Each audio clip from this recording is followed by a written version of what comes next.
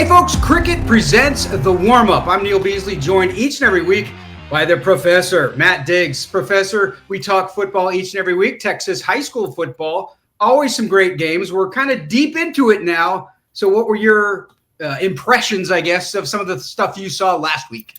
This might be the first time in 10 years where I think Division I and 6A is wide open. It feels like we've been talking about Duncanville and North Shore for years and years. But right now, I think there are any number of 10 teams that could legitimately say we could win a state championship in 6A Division I. The parity is incredible right now, and it makes for a very, very fun environment in breaking down some of these games and in figuring out who it's going to be, because I think we're going to be seeing a whole unique cast of characters at AT&T coming December. All right. Well, to that end, we offer the lineup, 3 games that you need to know about, 3 games that we will talk about right now. And in fact, the first one, Celina, Frisco, Panther Creek, both teams undefeated. Both offenses are explosive. Celina kind of giving up some points already. So how do you see this game? Celina's giving up some points, but they're also playing a little bit of competition. I don't know that Panther Creek was necessarily thinking that they're going to be a state championship contender in a couple of years when they put Lake Worth, Carter, Fort Worth Southwest, and Kennedale on the schedule. Kennedale's a good team. There's no shame in that. But Celina's saying, let's play Belleville. Let's play La Vega. Let's play Gunner. Let's play Franklin and really test ourselves. I feel like although it's going to be the best team that both teams have seen across the field, Celina is probably a little bit more battle-tested because they played a higher level of talent. You know, you talk about Bo Bentley versus Graylin Fry and Wyatt Villarreal versus Jalen Lott, but man, Luke Bigiani and Cameron Lucas are game changers for Celina on the defensive side of the ball. Give me Celina to win by a score. All right, next up, Waxahachie and DeSoto. Wax unbeaten at 3-0. They beat Duncanville. DeSoto 2-2, but they've also had a pretty tough schedule. They have had a tough schedule, and it's DeSoto's homecoming. So everything that Waxahachie earned, all of the goodwill that they earned last week in beating Duncanville by 1 point, that can go away in 1 week, because if all of a sudden you have DeSoto beats Waxahachie and then Duncanville beats DeSoto, that could wipe out that win when it comes to playoff rankings. Surratt Baker has been a difference maker for DeSoto ever since he got inserted at quarterback, but Legend Howell's back, so it's going to be interesting to see how they manage that. We know Jerry Meyer is going to be the guy. I just feel like Waxahachie has a little bit more depth from 1 to 22. We talked about it last week, Neil, that almost everybody who's going to be on that field for Waxahachie and Duncanville is going to be playing in college. I don't know that DeSoto can say that. They can say most of them, but I feel like when it comes to depth, Waxahachie is just a little bit more. They got that win. I feel like they're going to be locked in. Give me Waxahachie in an absolute barn burner. All right, our final for the lineup, a border war, Forney at North Forney, 3-1 against 4-0. Only loss for Forney was Waxahachie, and North Forney is rolling so far. Forney has got to force North Forney in a situation to where they got to throw the ball, because right now North Forney just lines up and they run behind that offensive line that has been incredible. Corday Woodard, Andy Kinasuko, Legend Bay, they got a trio of players that can get it done behind the field, behind that offensive line. But can Legend Bay get it down the field and throw the ball in high pressure situations? They haven't been tested in that sense. But Forney, they struggle with stopping the run. We saw that against Lake Highlands earlier in the year. I feel like it's going to be a little bit of a shootout, but North Forney, I think, is going to be able to keep running the ball and be successful. So I think North Forney is going to win this game by a score.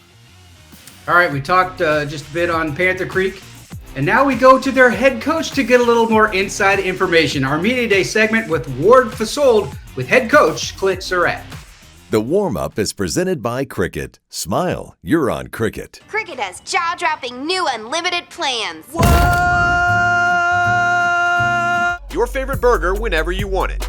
Whataburger is open 24/7, just like you like it. Parker University. Check out our bachelor's degree in strength and human performance today.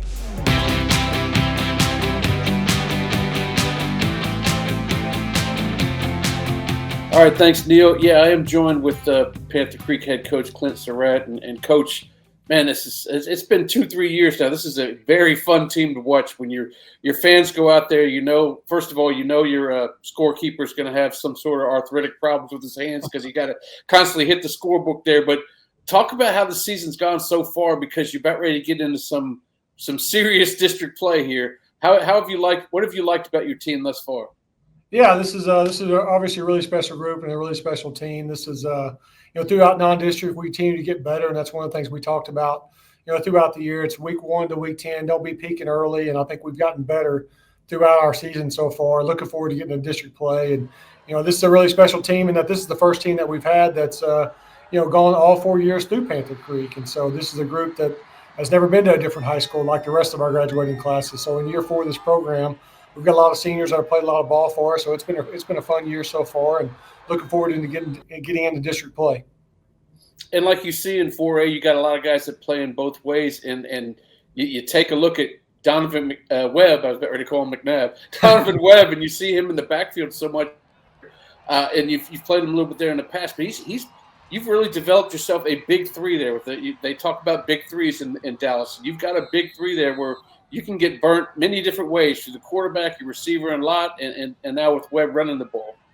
Yeah, first off, you'll credit to our staff. Coach Kate and our offensive staff do a tremendous job working every week to try to put our kids in a position to succeed. And, yeah, we've got some really good players. Obviously, Jalen Lott's a special player. And Donovan, played a little bit of running back for us last year. And so this year we're kind of using him a little bit more than we did last year, and excited about the development there with him. And obviously our quarterback's playing really well as a second-year starter in our program and our system, and he's feeling really confident. And so excited about those guys. And then obviously we've got some really good players around him as well. Offensive line continues to develop and get better throughout our year, and so excited about the strides we're making up front as well.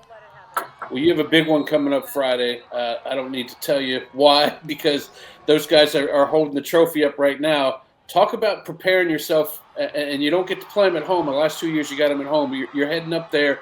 Talk about this game and what you have to do to come out on top. Yeah, it's a big district game. Obviously, it's our first chance to be 1-0 in district, and so we're excited for the challenge to go to Celina. And what an incredible measuring stick for our program, and excited about the challenge. And Celina's a tough place to play, but I know our kids will be pumped to get there. And, who else is lucky as we are? We get to play in week 1. That's our deal. And so we're excited to go up there, face the defending state champions. Got I think they're 20 in a row they've won. And so what a great opportunity for our team to go up and compete and kind of see where we're at. Yeah, one of the last games they lost was against you guys for that district title 2 years ago. Yeah, you go up in those parts of the world, and they're still holding back the anger they had at how that one ended. But this is turning into quite the rivalry, right? I mean, you'd have to granted, you're not up there, you're not Prosper, you're not the new Celina school that they're building out there as well. But it's becoming a nice little love-hate relationship. Would you say that? Well, I don't know about that. I just, they're such a great program. They do a really good job, and they got after us pretty good last year, and it wasn't much of a game, to be honest with you. And so we're excited to go out and compete much better this year, and have an opportunity to win at their place would be really, really special. And so, really all of our sports are doing well. It seems like we always run into Celina and everything that we do. And so, yeah, I guess rivalries maybe the proper term, but we got to do a little more winning around here before we can really say that. So we're excited for the challenge this week. Well, maybe that'll happen this Friday. It'll be our game of the week. Coach, I appreciate you joining us, and good luck the rest of the season. Awesome. Appreciate what you do, and go Panthers. The warm-up is presented by Cricket. Smile, you're on Cricket. Cricket has jaw-dropping new unlimited plans. The #1 selling compact tractor in Texas. For details, visit gokubota.com. Kubota, because you can. Discover what happens when rugged capability meets true performance. Kia, movement that inspires. Okay, thank you, Ward. Time now for the agenda. Here's 3 more games we feel like you need to know about. We'll start with Argyle and Colleyville Heritage, 2-1 against 2-2. But for Colleyville Heritage, both losses were close, and then Argyle's loss was to Lone Star. Yeah, a heartbreaking loss for Colleyville Heritage, losing a 3-score lead in the fourth quarter, losing on a walk-off field goal. And I think that's going to motivate them. And for Colleyville Heritage to be able to score 42 points against a really good defense like Timberview, I don't think they're going to feel intimidated by Argyle's defense. So this game, get your track shoes on. It's going to be Gasperson versus Weaver. It's going to be Rexroth versus Wiley. But I think what the difference that Argyle has that Colleyville Heritage doesn't have is that go-to receiver. Julian Caldwell is fantastic. I think he's going to make a big play in the fourth quarter that's going to give Argyle that edge. It's hard to win at Panther Mustang Stadium, but I think Argyle is going to do it in an absolute shootout. First one to 50, but Argyle gets there.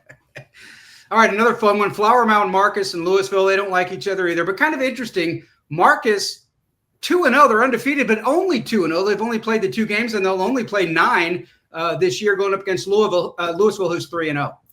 Yeah, this is going to be a fun game, the Battle of the Axe, the old rivalry game. I remember when they used to have this game at Texas Stadium because, they couldn't hold it over at Goldsmith. But you start to break down, Colton Nussmeier, great player. Trey Williams, great player. But you start to look down what Marcus has. It really drops off after that. But I look at what Louisville's got after that. They got the secondary. They got linebackers. They got Tennell Hill at running back. They got Landon Bogany and Landon Brazel, the 2 Landons. Landon on Landon. They are game changers at wide receiver. Marcus doesn't have that playmaker on the defense. Louisville does, in Mayo. So I think Louisville is going to win this game by 2 scores pretty comfortably. But Marcus has had 2 weeks to get ready for this game. Maybe a game changer steps up and introduces themselves to the area. That's right. All right.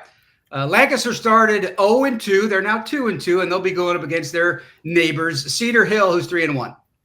Omawale Muhammad is the name to watch for Cedar Hill. Ever since he got put in at quarterback, it is like Cedar Hill's offense has taken up. And sometimes you see that. Sometimes it's like you figure yourselves out in going through adversity. Lancaster has a new quarterback as well in CJ Daughtry, who finally got through the DEC process. And he's a game changer. He was over at Mesquite Horn last year. But I feel like the depth for Lancaster, they've been really struggling with injuries. I feel like that's what's going to step them back.